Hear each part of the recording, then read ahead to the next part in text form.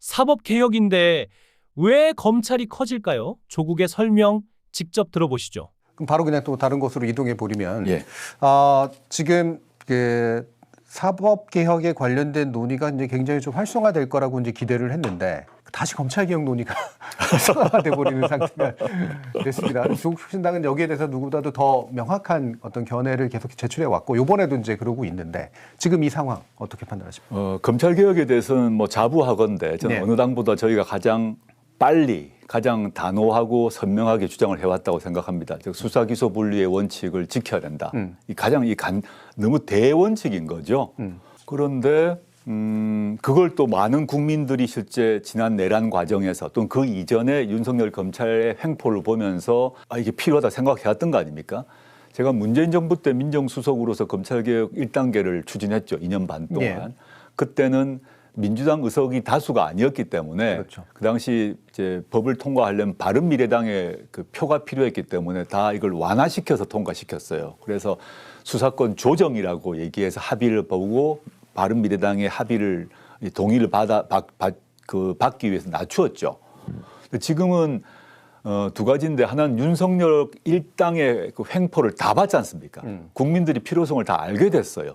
또 많은 국민들이 검찰개혁 전문가가 됐어요. 두 번째, 민주당 플러스 조국혁신당 등등 하게 되면 얼마든지 법을 만들 수 있는 조건이 됐어요. 네. 의석이 없어서 못한다는 얘기를 할 수 없게 됐습니다. 그러면 국민들도 필요성을 느끼고 의석수도 충분하다. 그러면 단호하게 해야 된다는 게 저희 입장이고 그 주장을 해왔는데 최근에 이제 그 중수청 관련 법안이 네. 만들어졌고 저도 그 법안 나올 때부터 법안이 공개되기 전부터 여러 가지 정보가 나왔기 때문에 제가 단호하게 반대를 했죠. 네. 이건 제2의 검찰청으로 가는 거고 검찰이 재취업하는 걸 마련하기 위한 거냐. 이건 안 된다. 검찰 재취업센터냐 이런 말까지 제가 했는데요. 저는 두 가지 말씀드리고 싶습니다. 제가 민정수석으로 2년 반 근무를 해보고 국정운영을 경험했지 않습니까? 이런 사안은 너무너무 중요한 사안이잖아요. 그러면 당정청이 사전에 수도 없이 회의를 해 조율을 해가지고 단일화된 거를 발표해야 됩니다. 예. 그 내부로 싸우더라도 비공개 회의를 반복하는데 정리된 걸 발표하고 이제 통과시켜야 되는데 이번 걸 보게 되면 일단 당과 정부가 이건 일치를 안 해요. 근데 정부가 발표를 했어요. 발표를 하니까 집권당에서 반대를 해요. 네. 그다음에 여론이 들끓어요. 근데 일본에 가 계신 그 정상회교를 하러 간 대통령이 개입을 해서 고쳐라 그래요. 예. 이건 이상한 겁니다.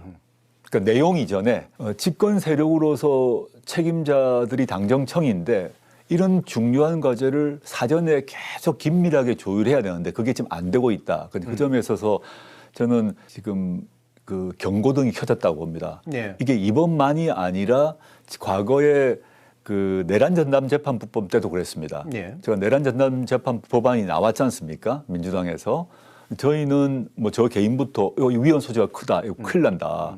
그 위헌 제청될 거고 제청되는 순간 윤석열 석방이다. 그래서 위헌 요소 빼야 된다는 입장을 제기했지 않습니까? 네. 저희는 집권당이 아니잖아요. 예. 근데 결과적으로는 저희 주장대로 법안이 바뀌었지 않습니까? 예. 근데 제가 의아한 거는 저희 주장이 옳다 이런 얘기를 하려고 하는 게 아니라 예. 너무너무 중요한 법안이라면 그 법안 내용에 대해서 조정을 해야 됩니다. 네. 그때도 민주당 법사위원들은 이 법안이 아무 문제가 없다고 얘기를 했는데 당시 이제 기다리다가 청와대 정무수석 우상호 수석이 나와가지고 그건 아닙니다. 2심부터 해야 됩니다. 법무부 장관 추천 빼야 됩니다라고 정무수석이 나와서 얘기를 예. 했어요. 그러니까 민주당 법사위원과 우상호 정무수석이 충돌하는 일이 발생하고 예. 나중에 다시 또 한 바퀴 뒤집어지면서 법안이 정리됐거든요. 예. 또 몇 개가 사실 더 있는데 국민들께서 기억하실 만한 것은 요번에 있었던 중수청 법안 또 내란 전담 재판부 법안 근데 이런 게 좀 아쉽다. 그래서 저는 논의 구조를 좀 바꿀 필요가 있다 생각을 하고요. 내용적으로는 제가 뭐 이미 말씀을 짧게 드렸습니다만은 수사기소 분리 원칙을 그냥 관철하면 됩니다. 관철해서 수사는 수사기관이 하고 근데 그게 뭐 공수처 따로 만들어져 있으니까요. 경찰 국가수사본부가 하고 또는 중수청이 하고 기소하고 공소유지는 검찰이 하면 됩니다. 그런데 이제 사건을 받았을 때 검찰 입장에서 수사가 미진해. 그러면 보완 수사 요구권이 이미 있습니다. 수사 요구 다시 해주세요라고 중수청과 경찰 국수본에 검찰은 얘기를 해야죠, 당연히요. 예.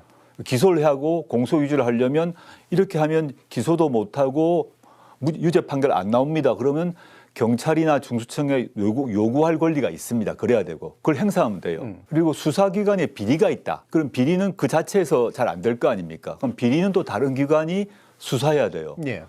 이게 간명한 원칙이거든요. 대부분 나라가 시행하고 있고.